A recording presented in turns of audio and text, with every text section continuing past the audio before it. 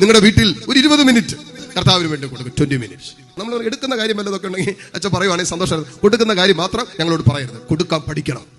Hallelujah. കൊടുക്കാൻ പഠിക്കണം.